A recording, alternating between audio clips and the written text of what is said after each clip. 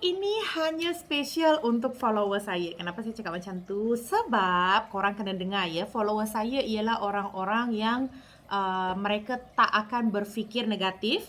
Kedua, follower saya ialah orang-orang yang selalu support saya. Dan yang terakhir, follower saya ialah orang-orang yang suka mendengarkan cerita saya. Okey.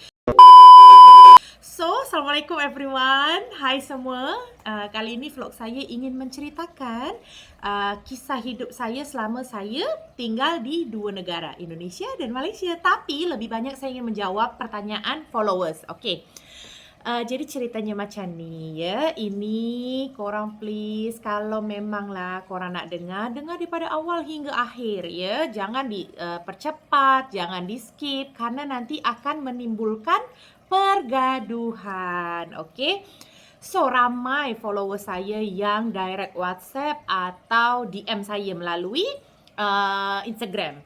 Dia tanya cantik, minta maaf lah. Memang diorang tanyanya baik guys. Diorang tanya dengan sopan santun ya.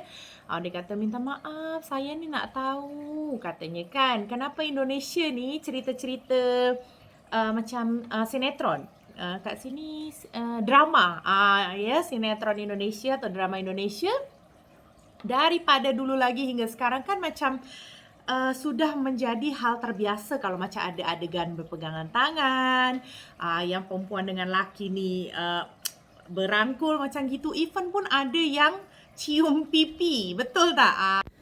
Kini dengan pack baharu, korang boleh tengok dulu feedback daripada customer dan order yang masuk setiap harinya. Alhamdulillah ratusan pack. Korang jangan sampai lambat untuk try produk saya.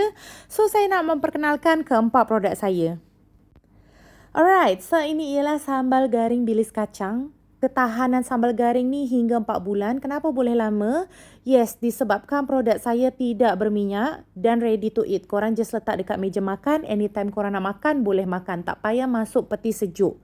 Lepas tu sangat sesuai korang bawa pergi travelling kerana memudahkan korang untuk makan. Dan yang ini ialah kacang sirih pedas manis. Tingkat keranggupan kacang ni sedikit berkurang sebab kacang ni kita dah sira, tapi korang jangan risau kerana banyak customer yang memang menyukai kacang sirih pedas manis ni. Tapi kalau korang suka kacang yang tak manis, korang suka kacang rangup, betul-betul rangup dan lemak-lemak masin, better korang ambil kacang rempah. Kenapa saya sebut kacang rempah? Sebab dia ada rasa-rasa kari yang sangat light. Dia tak too much. Okay, so the last one, ini ialah sambal garing bawang. Korang yang tak kuat makan bilis, better korang ambil sambal garing ni. Tapi dekat dalam dia pun ada udang geragau. Sangat sesuai dimakan dengan apapun lauk. Nasi, mi, bubur, tak kisah. Ikut kesukaan korang. So, ini korang boleh dengar keranggupannya.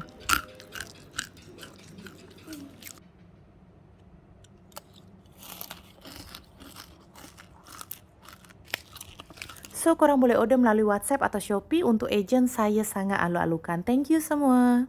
So, kalau untuk orang-orang Malaysia mungkin akan terperanjat sebab budaya tu tak ada dekat Malaysia, betul tak?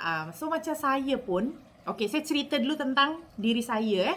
Macam saya pun masa datang dekat Malaysia, kalau tengok drama Malaysia macam baiknya katakan, kenapa tak ada ya adegan dulu bukan sekarang. Kalau sekarang ni macam dah mula-mula ada, macam pegangan tangan tu macam dah mula ada, tapi memang tetap tak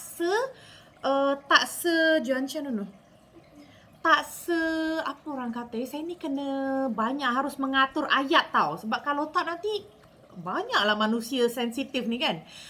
Tak vulgar Indonesia lah maksudnya kan. Macam tetap tak akan ada yang cium pipi katakan, yang macam rangkul semua-semua macam gitu. Kalau kat Indonesia adegan macam gitu, macam kawan pun dia boleh, laki dengan perempuan macam berangkul kan. Mungkin dekat Malaysia ni adegan macam gitu hanya dibuat untuk suami isteri. Itu pun saya rasa macam pegangan tangan kot, tapi tak banyak lah adegan macam gitu. Jadi kalau kat Indonesia macam dah terbiasa. Kenapa saya nak cerita macam gitu? Okey, saya nak jelaskan ya. Selama saya hidup dekat Indonesia, Indonesia ni besar guys. Indonesia ni berkali-kali ganda besarnya berbanding Malaysia. Jadi kalau kat Malaysia kan kita ada Johor, ada Penang, ada KL, ada mana lagi Melaka macam gitu kan. So kalau Indonesia ni kita ada Bandung, Jakarta, Bali, Jawa Barat tu pun ada beberapa lagi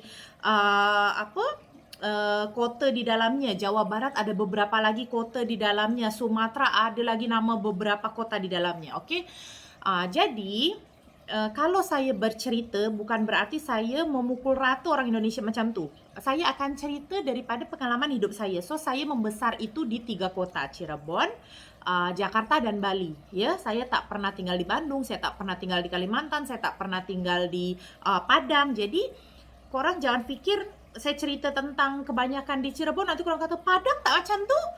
Lepas tu lagi Kalimantan tak macam tu, memang tak, sebab ini akan berbeza-beza ya. Lagi contoh saya bercerita tentang kehidupan saya pada masa saya kecil hinggalah saya sempat dulu bekerja kan. Saya sempat modeling.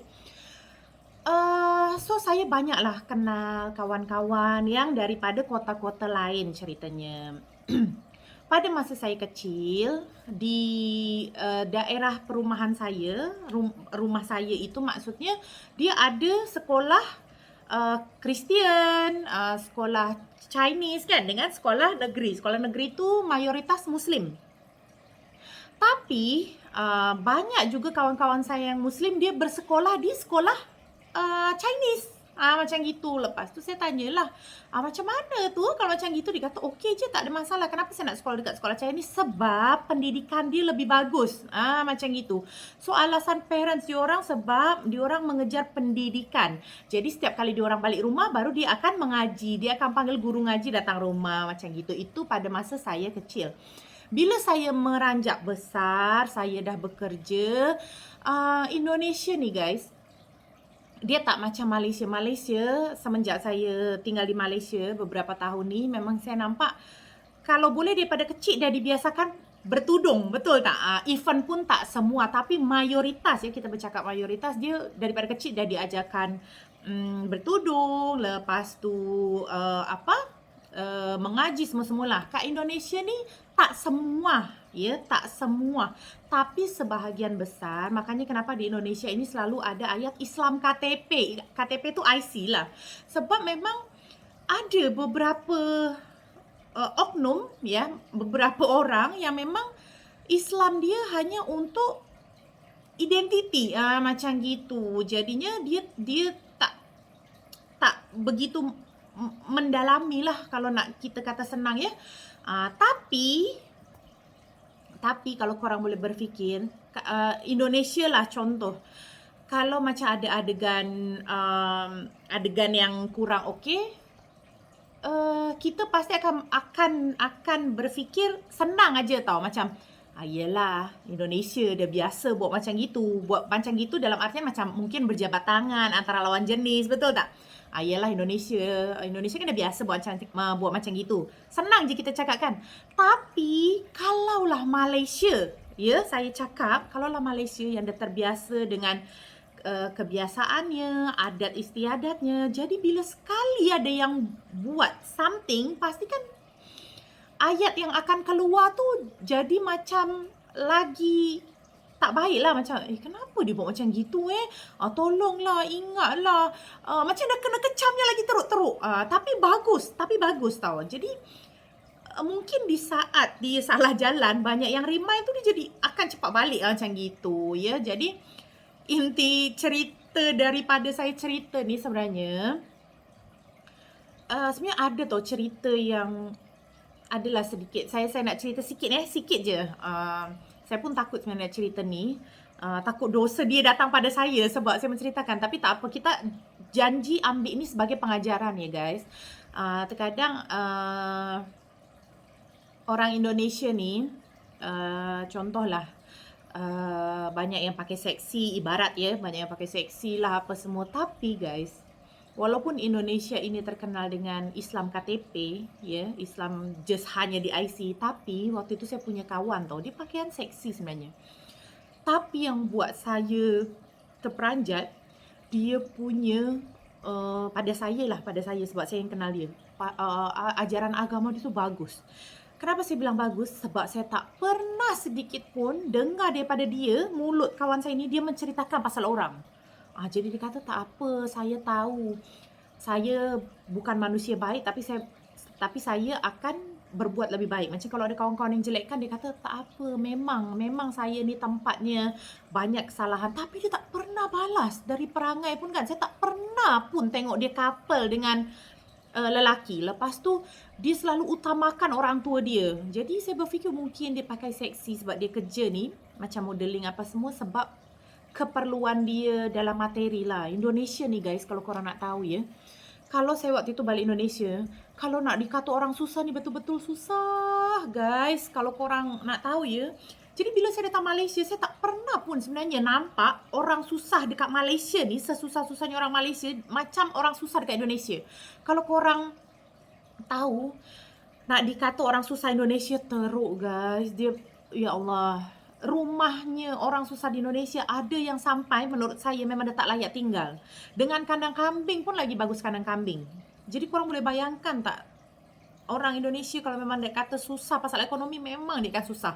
Macam gitu. Jadi berfikir macam gitu. Itulah mungkin namanya manusia kan, dia akan menghalalkan segala cara untuk mencari rezeki. Kita pun sebagai manusia, kita bukan Tuhan, kita tak boleh lah kata, iyalah tahu, katakan, engkau memanglah perlu duit, tapi takkanlah engkau berpakaian macam gitu kan aurat. Mungkin kita hanya boleh bercakap, tapi kalau sampai masalah tu ada pada diri kita, wallahualam, kita boleh melalui ke tak macam gitu. Jadi baik-baiklah kalau korang tu, kenapa saya kata vlog ini hanya untuk follower saya, sebab saya sangat-sangat yakin daripada 21,000 followers, mungkin hater saya tak banyak lah. Alhamdulillah semua tu support saya, dan saya yakin follower saya tu dia suka tau dengan cerita Cantik. Nanti cerita lagi lah macam mana kat Indonesia, macam, tapi bukan untuk membeza-bezakan, untuk sharing tau, macam gitu. Sebab follower saya kebanyakan umurnya di atas saya, macam gitu. Jadi tak adalah yang mempunyai sifat kekanak-kanakan. Diorang macam kalau saya tersalah langkah atau apa, diorang akan menasihati saya. Tu alhamdulillah, Allah bagi saya rezeki follower saya macam gitulah. Okey, saya kembali lagi ke cerita tu ya. Jadi tapi ada. Okey, itu saya cerita yang kawan saya tak menutup aurat, tapi alhamdulillah perlakuan dia memang sangat-sangat baik lah. Cuma minus dia tak nutup aurat. Tapi bila saya lah sampai Malaysia, saya sebenarnya ada berfikir, alhamdulillah saya pindah Malaysia ni, korang tahu tak, kita nak merubah sifat, ya, kita nak merubah sifat, tingkah laku. Tempat tinggal tu menjadi salah satu untuk jadikan kita support tau. Mungkin kalau saya tak pergi Malaysia pun, mungkin sampai sekarang saya tak bertudung. Walaupun sebenarnya saya berkerudung ni tak ada yang suruh, even pun suami saya. Tapi dengan sendirinya saya macam nak pakai, sebab saya tengok orang sekeliling saya macam gitu ya. Tapi yang buat saya terperanjat ada satu momen. memang saya tahu ada salah satu perempuan Malaysia lah, memang budak-budak. Jadi saya pun tak boleh nak salahkan dia. Mungkin pasal dia pun belum matang. Dia ada DM salah satu suami kawan saya. Macam gitulah, dia menggoda-goda. Padahal dia tahulah yang suami kawan saya ni dah ada isteri kan.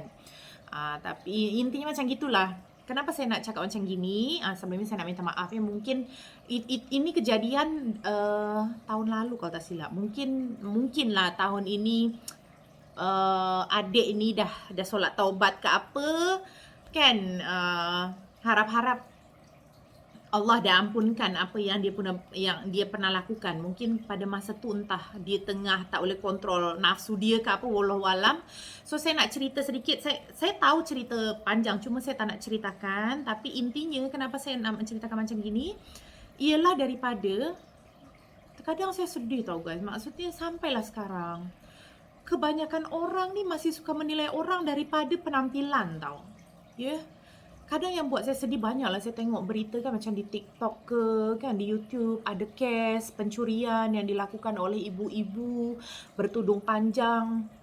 Sedih tau. Sebab apa macam saya pun, saya tak adalah orang baik, tapi saya semakin hari semakin ingin belajar tentang agama. Tapi bila dah sekali kita kena dengar cerita uh, orang-orang yang buat hal tak baik tu ber, berlindung daripada kerudung, tu yang buat saya sedih. Lagipun sekarang banyak juga lah dekat TikTok ni kan orang-orang, budak-budak bukan orang-orang, sorry. Kebanyakan memang budak-budak yang umurnya di bawah 30 tahun lah. Dia dance, dia pakai tudung. Tapi baju seolah-olah macam telanjang. Kenapa saya kata telanjang? Sebab dia ketat.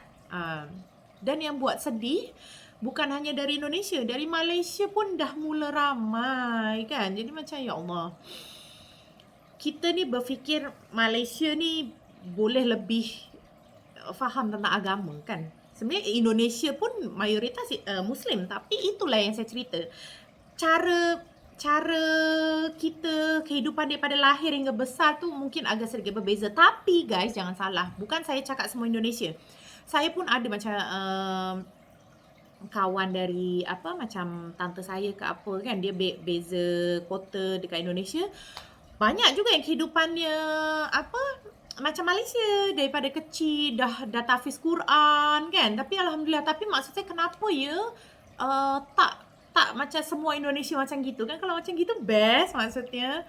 Sebab ada kawan saya yang dah besar pun dia masih tak tahu lagi doa solat macam gitu. Jadi macam aduh, sayang kan. Tapi alamak, dah jadi banyak berceramah pula. So inti daripada cerita saya ni, korang rubahlah fikiran korang. Jangan korang fikir orang tu tak bertudung, tak tutup aurat, mesti perangai macam gitu. Tak guys, tak. Ya, silapnya manusia ni, mungkin dia nak ditengok baik, dia ada sebagian manusia yang menutup dirinya dengan kerudung, padahal di luar kerudung tu sifat dia lagi teruk berbanding orang yang tidak berkerudung. Memang kerudung tu kita bukan nak kata tunggu masanya letak. Sebenarnya memang kerudung itu harus dipaksakan kan, sebab dia nak tutup aurat. Tapi berbalik lagi, kita manusia, kita bukan Tuhan. So pada pandangan saya lah, tak ada salahnya kalau memang korang ada jumpa orang, korang kenal dulu. Ya, korang kenal dulu. Bila korang nampak memang saya dah tahu sifat dia tak baik, baru korang mundur. Jangan berkawan. Tapi kalau daripada awal, sebab korang tengok dia orang Indonesia tak nak lah, yang dekat Indonesia pun tu orang Malaysia malas lah. Salah kan. Dia tak tengok guys, korang pergi luar negara pun banyak yang kes macam gitu. Ada yang jadi maling, walaupun kita pergilah nak katakan ke kota-kota ke negara-negara Islam di luar selain Indonesia dan Malaysia, ada juga kes perompak, maling, perempuan yang nak dikatakan negatif, banyak. Jadi janganlah asyik nak mempergaduhkan Indonesia dan Malaysia ya. So untuk vlog ni pun, kalau adalah netizen antara dua negara, saya tak kisah Indonesia ke Malaysia, yang mula lagi berkomen negatif, memang akan saya terus blok ya. Jadi ini cerita dan luahan hati saya sebenarnya ya. Dan harap-harap juga terjawab pertanyaan netizen yang dikatakan kat Indonesia ni memang macam gitu ke kalau berlakon? Ya, memang macam gitu. Kita tak boleh salahkan pelakonnya. Kenapa boleh ada adegan macam gitu? Sebab berlakon ini kan bukan baru 1 tahun 2 tahun, tapi dah dari puluhan tahun lalu macam gitu. Tapi sebab daripada puluhan tahun lalu tu memang tak di-cut adegan-adegan tu, jadi terbawalah sampai sekarang macam gitu. Jadi kalau nak kata kita nak rubah pun susah ya. Kehidupan ni sudah bermula berpuluh-puluh tahun, beratus-ratus tahun macam gitu. Jadi semua memang harus bermula daripada awal macam gitu. Adanya hal besar terjadi daripada hal kecil. Jadi harap maklum je lah kan. Kita tak boleh nak rubah orang, jadi kitalah yang rubah diri kita sendiri. Apa-apa pun cerita, saya cinta kedua-dua negara saya. Saya suka Indonesia dan Malaysia. Tak ada alasan saya tak suka kedua-dua negara ni. Even pun saya tak kahwin dengan orang Malaysia, tak ada alasan kenapa saya harus tak suka Malaysia. Saya suka je ya. Semoga korang terhibur dengan cerita saya. Tak ada niat lagi, memang tak ada niat nak membeza-bezakan. Sekali lagi, tengok cerita daripada awal hingga ke akhir. So itu aja cerita daripada saya. Kekurangan semua milik saya, kelebihan semua milik Allah. Thank you guys. Assalamualaikum.